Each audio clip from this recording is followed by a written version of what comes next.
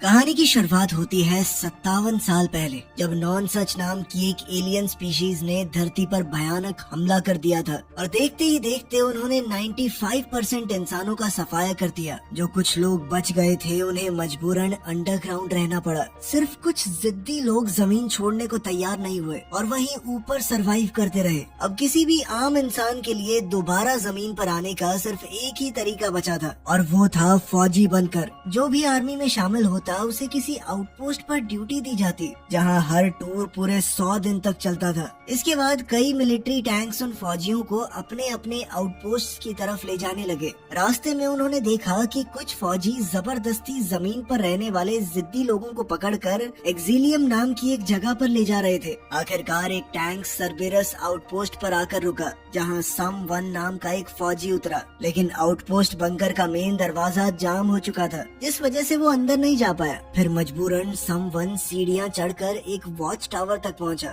जहां सिस्टम ने उसकी उंगली से खून निकालकर डीएनए आइडेंटिफिकेशन किया। फिर सिस्टम ने तुरंत उसकी सर्विस शुरू होने पर उसे बधाई दी और साथ ही उसकी ड्यूटीज के बारे में समझाया। उसे डिफेंस सर्कल मेंटेन करना था, सिक्योरिटी कैमरास का ध्यान रखना था, नॉन सच एलियंस पर नजर रखनी थी और अगर कोई इंसान बेवजह घूमता दिखे तो उसे पकड़कर एक्सिलियम भेजना था। इसके बाद सम वन ने पूरा सिस्टम चेक किया और अपने कमांडर से कांटेक्ट किया। उसने बताया कि वो जिस फौजी की जगह लेने आया था वो यहाँ पर है ही नहीं। तब कमांडर ने बताया कि पिछले गार्ड को मेडिकल इमरजेंसी की वजह से पहले ही वहाँ से जाना पड़ा था। फिर साथ ही उसने सम वन को चेतावनी दी कि उसे हर 12 घंटे में रिपोर्ट करना होगा और किसी भी हाल में अपने इलाके से बाहर जाने की इजाजत नहीं है उसे। शाम होते ही उसने रिपोर्ट किया कि सब कुछ कंट्रोल में है और साथ ही उसने बंकर का एक्सेस कोड मांगा, क्योंकि मेन दरवाजा खराब हो गया था। इसी वजह से उसे बाहर जाकर दूसरे दरवाजे से बंकर में घुसना पड़ता।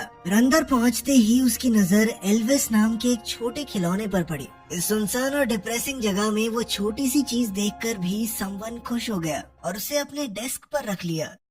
फिर रात में उसने बाहर बैठकर एलियंस पर नजर रखी और साथ ही सिगरेट पीते हुए अपनी ड्यूटी करता रहा। उस दिन के बाद समवन की जिंदगी एक ही रूटीन में सिमट कर रह गई। हर सुबह सिस्टम उसे जगाता और याद दिलाता कि उसकी ड्यूटी खत्म होने में कितने दिन बचे थे। उसके बाद समवन बालकनी में एक्सरसाइज करता और फिर शावर लेता। यहाँ पहली बार पता चला कि हर फौजी की गर्दन पर एक खास टैटू बना हुआ था। फिर रोज की तरह वो सिस्टम चेक करता, पूरे इलाके की इंस्पेक्शन करता और राशन से अपना खाना तैयार करता। लेकिन दिन के पहले ही खाने के दौरान उसकी नजर एक परछाई पर पड़ी, जो बड़ी तेजी से उसके पास से गुजरी। ध्यान से देखने पर पता चला कि बंकर में एक चूहा घुस गया था, लेकिन जैसे ही समवन उसके करीब गया तो वो तुरंत छुप गया। फिर शाम होते ही समवन ने अपनी डेली रिपोर्ट सबमिट की और उसे नया बंकर कोड मिला, लेकिन उसने चूहे के बारे में कुछ नहीं बताया। फिर धीरे धीरे दिन बीतने लगे, लेकिन हर दिन बिल्कुल पिछले जैसा लगता था। कोई रोमांच, कोई नई चीज होती ही नहीं थी। इसका असर समवन के दिमाग पर साफ दिखाई देने लगा था। लगभग 2 हफ्ते बाद एक सुबह अचानक उसकी आंख खुली और उसने देखा कि वही चूहा उसके पीठ पर बैठा हुआ था। काफी दिनों बाद शायद पहली बार समवन दिल से एक्साइटेड हुआ। उसने तुरंत चूहे को पकड़ लिया और उसे अपने हेलमेट के अंदर रखकर ध्यान से देखने लगा, लेकिन फिर अगले ही पल चूहा उसकी पकड़ से निकलकर भाग गया। तभी अचानक पूरे बंकर में अलार्म बजने लगा। सिस्टम ने उसे चेतावनी दी कि एक दूसरे आउटपोस्ट के पास एलियंस ने हमला कर दिया है। अब समवन तुरंत बालकनी की तरफ भागा, जहां दूर आसमान में धमाके साफ दिख रहे थे। कंप्यूटर ने बताया कि उस आउटपोस्ट ने जिन आम इंसानों को बचाया था वो सब मारे जा चुके थे। अब हालात देखकर समवन और भी ज्यादा चौकन्ना हो गया। उसने तुरंत सिक्योरिटी कैमरास दोबारा चेक किए। तभी उसकी नजर झाड़ियों में हिलती हुई किसी चीज पर पड़ी। उसे लगा कि शायद कोई एलियन वहाँ पर छुपा हुआ था, इसीलिए उसने फौरन अपने कमांडर को रिपोर्ट किया। लेकिन कमांडर ने उसकी बात को तवज्जो नहीं दी। उसका कहना था कि वो कोई जानवर होगा, क्योंकि एलियंस उस इलाके में मौजूद नहीं थे। फिर कुछ दिनों बाद वही चूहा दोबारा समवन के पास आया, जब वो खाना खा रहा था। इस बार समवन ने उसे थोड़ा खाना दिया और धीरे धीरे वो चूहा उसके पास रुकने लगा। आखिरकार इस सुनसान बंकर में समवन को एक साथी मिल चुका था, इसीलिए उसने उस चूहे का नाम रखा डॉक। तभी अचानक अलार्म बजने लगा कि एक सिक्योरिटी कैमरा खराब हो गया है। अब उसे ठीक करने के लिए समवन को बंकर से बाहर जाना पड़ेगा। बाहर निकलते ही उसका हर कदम टेंशन से भरा हुआ हुआ था। जंगल में किसी भी जानवर की हल्की सी आवाज भी उसे अंदर तक हिला देती। आखिरकार उसे खराब कैमरा मिल गया और उसने जल्दी से उसकी मरम्मत कर दी, लेकिन वो वापस लौटने ही वाला था कि तभी उसने पास से एक अजीब सी आवाज सुनी। वो तुरंत मुड़कर देखने लगा और फिर उसकी नजर एक पेड़ पर पड़ी जो गहरे और खौफनाक निशानों से भरा हुआ था। इतना सब देखने के बाद भी समवन ने निकलने का फैसला किया और वो जंगल के अंदर और आगे बढ़ता गया। तभी एक और पेड़ के पास पहुंचकर उसकी नजर एक मरे हुए परिंदे पर पड़ी जो देखने में काफी अजीब लग रहा था। लेकिन असली शौक उस वक्त मिला जब उसने देखा कि उस परिंदे के पास वैक्स 7 के टैग्स पड़े हुए थे। वैक्स 7 वही फौजी था जिसकी जगह समवन ने ली थी। ये देखते ही उसके चेहरे का रंग उड़ गया। तभी अचानक सिस्टम ने टॉक्सिक धुएं का अलार्म चला दिया। पूरा इलाका धीरे धीरे अजीब हरे धुएं से भरने लगा। अब समवन ने तुरंत अपने हेलमेट में फिल्टर एक्टिवेट किया और धुएं से बचता हुआ वापस बढ़ने लगा। लेकिन रास्ते में एक चीज ने उसे रोक लिया। एक पेड़ पर अजीब सी काई उग चुकी थी जो बिल्कुल नकली लग रही थी। तब समवन ने एक बहुत जोखिम भरा काम किया। उसने अपना हेलमेट उतार दिया और उस मॉस को टेस्ट करके देखने लगा। फिर जब वो आउटपोस्ट वापस पहुंचा तब उसने कमांडर को जंगल में देखी हुई हर अजीब चीज के बारे में बताया, लेकिन हमेशा की तरह उसकी बातों पर ध्यान नहीं दिया गया। फिर कमांडर ने सीधा कह दिया कि वैक्स 7 जिंदा है और एक्सिलियम में उसका इलाज चल रहा है, और जो मरा हुआ पक्षी मिला था उसका इल्जाम भी किसी पागल आम इंसान पर डाल दिया उसने, क्योंकि उनके मुताबिक नॉन सच एलियंस कभी जानवरों पर हमला नहीं करते। फिर कॉल खत्म होने के बाद भी समवन चुपचाप बैठा रहा। उसके दिमाग में सवालों का तूफान चल रहा था। इसके कुछ दिन बाद समवन फिर से मुआयना करने बाहर निकला। तभी अचानक से टॉक्सिक धुएं का अलार्म बजा और पूरा जंगल दोबारा से उस अजीब हरे धुएं से भर गया। तभी समवन की नजर एक और मरे हुए परिंदे पर पड़ी। उसने देखा कि पेड़ों के बीच एक अजीब सा क्रीचर खड़ा था। समवन बिना सोचे उसके पीछे भागा, लेकिन कुछ ही पलों में वो क्रीचर हवा में गायब हो गया, जैसे वो कभी वहाँ पर था ही नहीं। फिर आउटपोस्ट लौटकर समवन ने दोबारा इस घटना की रिपोर्ट दी, लेकिन क्योंकि डिफेंस रिंग अभी भी सुरक्षित थी, इसलिए कमांडर ने फिर उसकी बात को नजरअंदाज कर दिया। उसका मानना था कि समवन ने शायद कोई जानवर देख लिया होगा। अब समवन को यकीन होने लगा कि उससे कुछ छुपाया जा रहा है। इसी शक में उसने पूरे बंकर की तलाशी लेनी शुरू कर दी, और तभी फर्नीचर के पीछे उसे दीवार पर खून का एक पुराना दाग मिला। ये देखते ही उसका दिल जोर से धड़कने लगा। उसने तुरंत एक स्टूल खींच कर रखा और फिर अपनी बंदूक का एंगल मैच करके देखने लगा, और कुछ ही देर में उसे एक खौफनाक सच का एहसास हुआ। शायद वैक्स 7 खुद ही मर गया होगा। अब समवन ने सोच लिया कि किसी भी हाल में अपने सवालों का जवाब पाकर रहेगा, इसीलिए उसने सिक्योरिटी रिकॉर्डिंग एक्सेस करने की कोशिश की, लेकिन सिस्टम ने उसे परमिशन देने से मना कर दिया। तब समवन ने चुपके से वैक्स 7 का लॉकर तोड़ डाला और अंदर उसे कुछ पुरानी चीजें मिली, जिनमें एक पुराना रेडियो और एक स्केचबुक थी। उस स्केचबुक के अंदर कई अजीब ड्राइंग्स बनी हुई थी। कुछ स्केचेस के अंदर रेफ्यूजीज थे, कहीं मरे हुए पंछी बने हुए थे, कहीं जंगल और एक कुत्ते की ड्राइंग थी। फिर एक ड्राइंग में उसने अपने आउटपोस्ट को पास वाले आउटपोस्ट ग्राम से जुड़ा हुआ देखा, लेकिन इसका मतलब क्या था ये समवन को बिल्कुल भी समझ नहीं आया। काफी हफ्तों तक वो उन ड्राइंग्स के बारे में सोचता रहा, जैसे उनमें कोई खुफिया मैसेज छुपाया गया हो। और आखिरकार अपनी अगली चेकिंग के दौरान उसने खुद उस दूसरे आउटपोस्ट ग्राम तक जाने का फैसला किया। लेकिन इस बार जब समवन ने ग्राम आउटपोस्ट की तरफ बढ़ने की कोशिश की, तभी उसे एक खौफनाक सच का पता चला। जैसे ही वो अपने इलाके से बाहर कदम रखता, उसकी टांग में लगा हुआ इम्प्लांट एक्टिवेट हो जाता और उसे तेज दर्द होने लगता। ये दर्द इतना खतरनाक था कि वो एक कदम भी आगे नहीं बढ़ पा रहा था। लेकिन समवन ने हार नहीं मानी। वो एक पेड़ पर चढ़ गया और वैक्स 7 के टैग्स की मदद से धूप की रोशनी रिफ्लेक्ट करके उसने ग्राम आउटपोस्ट के फौजी का ध्यान अपनी तरफ खींचने की कोशिश की।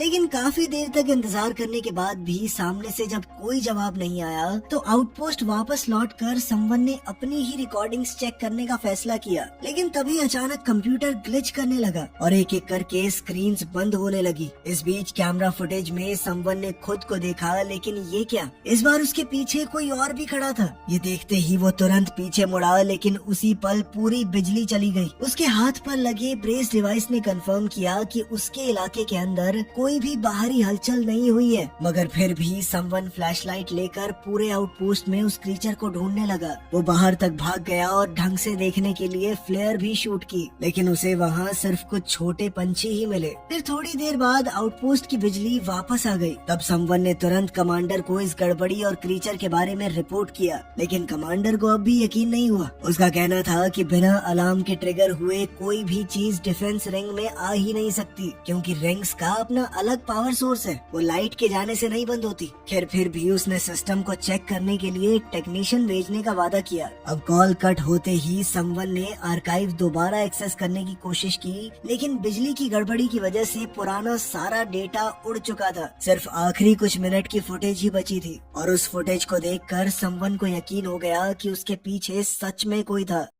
फिर अगले दिन उसने अपने नॉर्मल रूटीन में रहने की कोशिश की, लेकिन अब उसकी तबीयत बिगड़ने लगी थी। उसने दवा भी ली, लेकिन अंदर ही अंदर वो इतना परेशान और घबरा चुका था कि ग्लास साफ करते वक्त उसने कांच तोड़ डाला। तभी अचानक लॉकर के अंदर से बच्चों के गाने की आवाज आने लगी। पहले तो समवन डर गया, लेकिन फिर उसे समझ आया कि आवाज उस पुराने रेडियो से आ रही है। रेडियो के उस तरफ ग्राम आउटपोस्ट का सोल्जर कर 4 था, जो कि वैक्स 7 के बारे में पूछ रहा था। समवन ने उसे बताया कि वैक्स 7 की जगह पर मैं आ गया हूँ, मगर ये सुनते ही कर 4 तुरंत चुप हो गया और उसने कॉल काट दी। जाने से पहले उसने सिर्फ इतना कहा कि 2 आउटपोस्ट्स के बीच बातचीत करना मना है। बाद में एक बार फिर बिजली में गड़बड़ी होने लगी। इस बार परेशान होकर समवन ने कमांडर से बात की और टेक्नीशियन के बारे में पूछा, जो कई दिन पहले यहाँ पर पहुँच जाना चाहिए था। मगर तब कमांडर ने बताया कि एक और आउटपोस्ट पर हमला हुआ था और वहाँ कोई भी जिंदा नहीं बचा। इसी वजह से टेक्नीशियन बहुत सावधानी से आगे बढ़ रहा है ताकि वो जोखिम में न पड़े। फिर कॉल कट होने के बाद समवन ने डॉक से कहा कि अब मुझे अपने कमांडर पे बिल्कुल भी भरोसा नहीं रहा। फिर धीरे धीरे दिन बीतने लगे, लेकिन उसकी तबीयत अब भी खराब चल रही थी। फिर एक दिन टेरिटोरी चेक के दौरान उसने कुछ मलबे के अंदर किसी चीज को हिलते हुए देखा। वो तुरंत उसके पीछे गया और वहाँ पहुंचकर उसने एक औरत को उसके छोटे बच्चे के साथ छुपा हुआ देखा। तब समवन ने उन्हें डराने की बजाय दोस्ती का हाथ आगे बढ़ाने की कोशिश की। उसने उन्हें शेल्टर तक पहुँचाने का वादा किया, लेकिन वो औरत इतनी डरी हुई थी कि बच्चे को लेकर तुरंत भाग गई। समवन ने भी उनका पीछा करने की कोशिश की, लेकिन जैसे ही वो डिफेंस रिंग से बाहर जाने लगा, उसकी टांग में लगा हुआ इम्प्लांट एक्टिवेट हो गया और तेज दर्द की वजह से वो वहीं रुक गया। फिर शाम को समवन ने रेडियो के जरिए दोबारा केयर 4 से बात करने की कोशिश की, लेकिन हर बार की तरह कोई जवाब नहीं मिला। फिर झुंझलाकर इस बार वो रात के अंधेरे में जंगल के अंदर चला गया। वहाँ उसकी नजर एक हिरन पर पड़ी और बिना सोचे उसने उसे गोली मार दी। इस वजह से हिरन के सींग पेड़ में फंस गए और फिर समवन उस जानवर का कच्चा मांस खाने लगा। ये देखकर साफ समझ आ रहा था कि तन्हाई धीरे धीरे उसका दिमाग तोड़ रही है। फिर अगली सुबह वो बस मजाक के लिए कैंस पर फायरिंग करने लगा। इसके बाद उसने फिर से एक पेड़ पर चढ़कर रेडियो से केयर 4 से बात करने की कोशिश की, लेकिन जब सामने से कोई जवाब नहीं आया तो गुस्से में वो जोर से चिल्लाने लगा। खैर वापस आते वक्त अचानक उसकी नजर एक फूल पर पड़ी। इस जबरदस्त दुनिया में एक जिंदा फूल देखना बहुत अजीब बात थी और कुछ पलों के लिए समवन वहीं रुक गया। लेकिन तभी टॉक्सिक धुएं का अलार्म बजने लगा और क्योंकि इस बार समवन ने हेलमेट नहीं पहना हुआ था तो उसकी तबीयत अचानक बिगड़ने लगी और वो जमीन पर गिर पड़ा। फिर धुंधली नजरों के बीच उसे दूर कुछ टूटे हुए पेड़ दिखाई दिए और वही अजीब क्रीचर एक बार फिर से सामने आया, लेकिन इस बार समवन होश खो बैठा। खैर अगली सुबह जब उसकी आंख खुली तो उसका सर बुरी तरह से घूम रहा था। उसने तुरंत रेडियो पर केयर 4 के लिए एक मैसेज छोड़ा। उसने बताया कि नॉन सच उसके इलाके में घुस चुके थे और शायद वैक्स 7 को भी पकड़ लिया गया है। इसके बाद समवन ने खुद को आउटपोस्ट तक ही सीमित कर लिया। अब वो ज्यादा बाहर नहीं जाता था, बस दिन भर स्केचबुक में ड्राइंग्स बनाता और डॉग से बातें करता रहता। शायद अब उसे बाहर की दुनिया से ज्यादा आउटपोस्ट की दीवारें सुरक्षित लग रही थी। फिर धीरे धीरे ड्यूटी के दिन खत्म होने लगे और जब सिर्फ 14 दिन बचे थे तभी अचानक आउटपोस्ट में अलार्म बजने लगा। लेकिन इस बार कोई क्रीचर या एलियन नहीं था, बल्कि दरवाजे पर टेक्नीशियन मैक खड़ा था। उसने बताया कि दूसरे आउटपोस्ट पर हमला हो गया था, उसी वजह से मुझे इतनी देर हो गई। मैक ने बताया कि उसने हमले के बाद आउटपोस्ट की तबाही तो देखी थी, लेकिन कोई लाश नहीं देखी। उसका कहना था कि जब तक वो वहाँ पहुँचा क्लीनर्स पहले ही सब कुछ साफ कर चुके थे। खैर जब मैक कंप्यूटर्स के पास बैठा तब उसकी नजर एल्विस के खिलौने और स्केचबुक पर पड़ी। ये देखते ही उसे समझ आ गया कि वो पहले भी इस आउटपोस्ट पर आ चुका था। फिर उसने खुलासा किया कि वैक्स 7 की दिमागी हालत ठीक नहीं थी और वो धीरे धीरे पागल होता जा रहा था। तब समवन ने उसे वो रिकॉर्डिंग दिखाई जिसमें उसके पीछे एक क्रीचर नजर आया था, लेकिन मैक ने भी उस बात को नजरअंदाज कर दिया। उसका कहना था कि वो कोई क्रीचर नहीं है, तुम खुद हो, बस सिस्टम ग्लिच की वजह से तस्वीरें एक दूसरे के ऊपर ओवरलैप हो गई हैं। खैर इसके बाद मैक ने सिक्योरिटी सिस्टम्स चेक करने शुरू किए और तब उसे पता चला कि डिफेंस रिंग के कैमरास एकदम बंद पड़े थे। ये बात अजीब थी क्योंकि समवन कुछ ही दिन पहले उन्हें रिचार्ज कर चुका था। अब दोनों सिस्टम चेक में लग गए। तब डॉक धीरे से डेस्क पर चढ़ गया, लेकिन जैसे ही मैक की नजर उस पर पड़ी तो उसने बिना सोचे उसे जोर से हटा दिया। अचानक डॉक हवा में उछलकर दूर जा गिरा और ये देखते ही समवन का गुस्सा बढ़ गया। वो तुरंत भागकर डॉक के पास गया और घबराहट में उसे देखने लगा। फिर कुछ पल बाद डॉक ने आंखें खोली और तब जाकर समवन ने चैन की सांस ली, लेकिन इधर मैक उसे अजीब नजरों से देख रहा था। उसने मजाक उड़ाते हुए कहा कि समवन भी वैक्स 7 की तरह पागल होता जा रहा है। बस यही बात समवन के अंदर चुभ गई। गुस्से में उसने तुरंत बंदूक निकालकर मैक पर तान दी और उसे आर्काइव रिकॉर्डिंग्स निकालने को कहा। ये रूल्स के खिलाफ था, इसलिए मैक ने साफ मना कर दिया। उसे लग रहा था कि समवन उसे मारेगा थोड़ी, बस एक्टिंग कर रहा है। लेकिन अगले ही पल समवन ने 2 जोरदार मुक्के मारे उसे। अब मैक्स सच में डर गया। फिर उसने तुरंत डॉक से माफी मांगी और आर्काइव खोलने की कोशिश शुरू कर दी।